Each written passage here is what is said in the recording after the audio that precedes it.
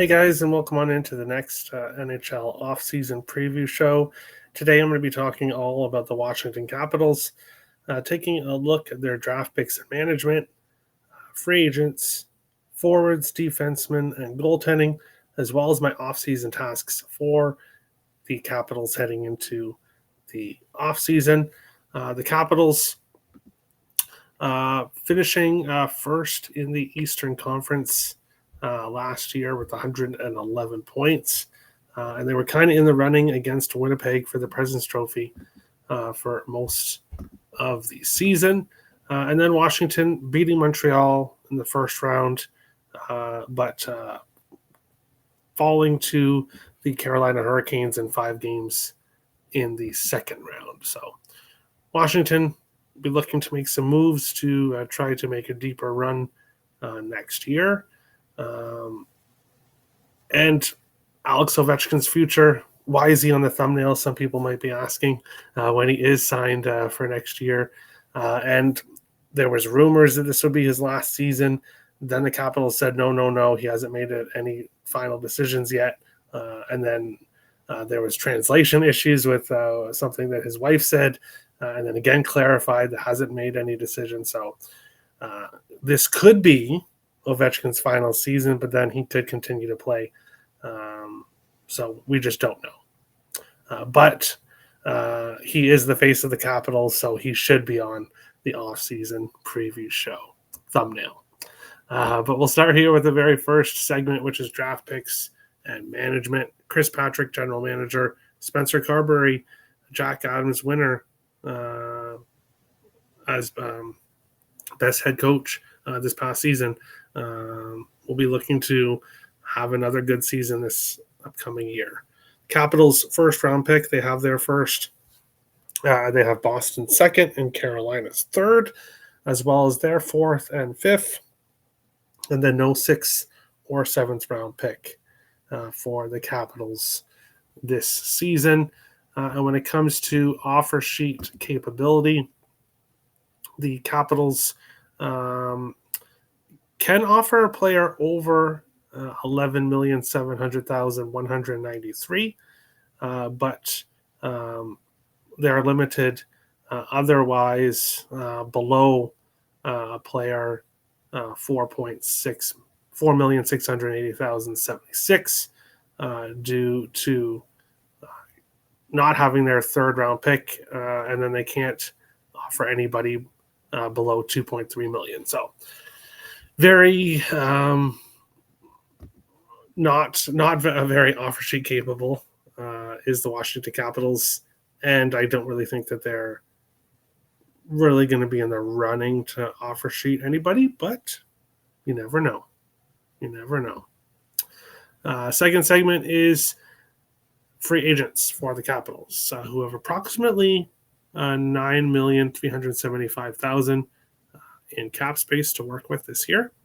Hendrik Sapierre, Alexander Alexeyev, they're 2 RFAs, and the 2 most important names on this list, in my opinion, are getting those guys re-signed. Both guys, I think, could be 2 guys that improved from last year and could have big seasons for the Capitals, obviously on forward and defense. So 2 important guys to get signed, but it's not going to cost you $9.3 million. You're still going to have cap space left over.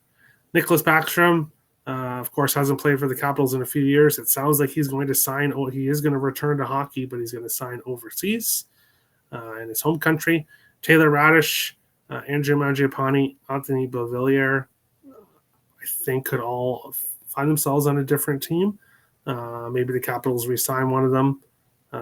TJ Oshie is actually expected to announce his retirement today. As you watch this video, I am recording it on Sunday night, but he's expected on Monday to announce his retirement.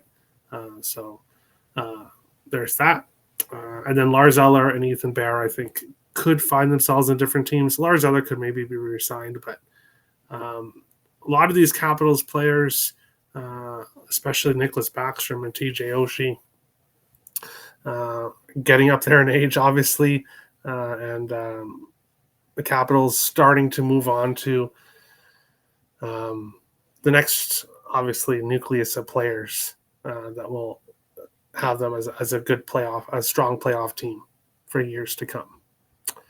And then we'll jump into the forward group for the Capitals. Alex Ovechkin, Dylan Strome, and Tom Wilson. Of course, Tom Wilson moves up first, second line at different times. Alexei Protas, Pierre-Luc Dubois, and Ryan Leonard. Ryan Leonard, obviously a young player who had basically a cup of coffee with the Capitals in the regular season last year. And then when it comes to the playoffs, he played in 8 games. He only had 1 point. So obviously a young guy who still needs more time. Played in 9 games in the regular season and only had 1 point. So is he ready to be on the second line? Time will tell. But Alexei Protas, what a season Alexei Protas had last year for the Capitals in the regular season. Third in points behind Dylan Strome and Alex Ovechkin. 66 points, 76 games played. Fantastic regular season for him. Pierre-Luc Dubois, very dependable offensively. He was 4th in points, tied with Alexei Protas. 66 points in 82 games played. So the Capitals getting offense from both of their top lines. Brendan Duhaime, Connor McMichael, Ethan Frank on that third line. And Connor McMichael, 57 points, 26 goals, 31 points, and 82 games played. He's another one of those younger players that took a step forward last year and I think could take another step forward this year. So if there's an injury to Pierre-Luc Dubois or Dylan Strome, Connor McMichael can move up. Connor McMichael could also move to that third, to the right wing and take Ryan Leonard's spot if need be on the offense. Sonny Milano, Nick Dowd, and Hendrik Lapierre on the fourth line, and then Ivan Miroshnichenko. I probably butchered that name twice, so I apologize, Ivan. But yes, other guys that the Capitals have. Hendrik Lapierre, I think, could have a decent season. You could see him play on the third line, I think, with Duhaime and McMichael. So the Capitals have options here at forward. Overall, a decent forward group. I think maybe you could make an addition if you wanted to, but overall, I like it. Taking a look at UFA left wingers available as we do from show to show. I don't know if the Capitals are running out to sign any of these guys. I don't see them being that active in free agency, at least for top guys. I do think maybe they have an opening on the right wing, so we'll get to that. A guy like Mikael Granlund can play center and obviously plays the right side as well. So he would be a great addition to this Capitals top 6. And then looking at the right wingers, they could go for a guy like Riley Smith or Brock Besser, which would be interesting. Evgeny Dadonov is an option as well. I think would be good for that third line for the Capitals. If they want to add that right winger, they definitely have the options to do that. Taking a look at RFAs, I don't know if the Caps are going to be that active in the trade market, but if they are, if there's a guy in this list that they want to acquire, they could make a deal for him. But don't think it's overly likely. And I don't see an offer sheet coming either from the Capitals. Taking a look at the defensemen, Rasmus Sandin and John Carlson, Jacob Chikrin and Matt Roy, Martin Feravari and Trevor Van Riemsdyk, and then, of course, Alexander Alexeyev and Dylan McIlrath as well. I think Alexander Alexeyev should be in the Capitals' defense, at least on that third pair. So what do the Capitals have? Is they have depth. They have depth here. I think Trevor Reemsdyk could be. He could definitely be in the lineup at times, and also could be in the press box as well. Alexeyev could play as well. And then injuries. You have depth. If, of course, you keep all these guys together and you don't look at a trade. If they wanted to trade a defenseman, they do have the option to do that. Looking at UFA defensemen, I don't see it. I don't see how the Caps would add a defenseman. I don't think that they need to do that. So I don't see any of these guys coming over to Washington. Taking a look at goaltenders, Logan Thompson and Charlie Lindgren. Logan Thompson, what a season he had last year. And what a great trade it was to get him from Washington. 31-6, from Vegas. 31-6-6. 31-6-6 with a 2.49 goals against average and a .910 save percentage. Fantastic season for Thompson. And then Lindgren, very capable backup. 20-14-3 with a 2.73 goals against average and an .896 save percentage. So definitely a step down from Thompson, but not a giant step down. He was a very capable backup. And when I look at the two goaltenders, I think the Caps are pretty set. I don't think they really have to make any changes here. I don't really see them going out and adding anybody.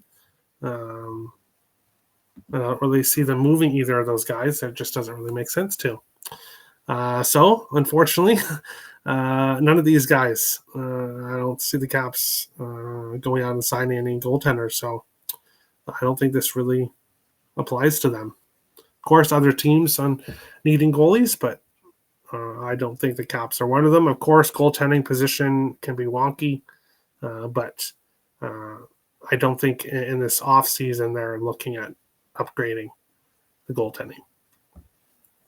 Which brings us to my offseason tasks. Re-sign Lapierre and Alexeyev, your two RFAs, two guys that I think are important pieces to this team. I'll look to add a bottom six forward if need be. Maybe a guy who can play second line or third line.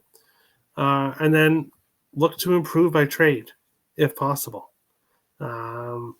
If the Caps want to make a trade where they move a defenseman for a forward, they could do that. They have options. But overall, I don't think it needs to be really a busy offseason for the Caps. I think the roster is pretty set as is. You bring Lapierre back, you bring Alexeyev back, and then you see what cap space you have, and you try to add a forward either by trade or through free agency. And that is the Washington Capitals off-season preview show. If you guys like the video, as always, hit that like button. Subscribe if you're new to the channel. And let me know what you think the Washington Capitals need to do this offseason. Do they need to add a bunch of guys in different parts of the lineup, or should they kind of stand pat? What do you think about this Capitals team, and what do you think they should do this offseason? Thank you, everyone, for watching, and we'll see you guys on the next off-season preview show.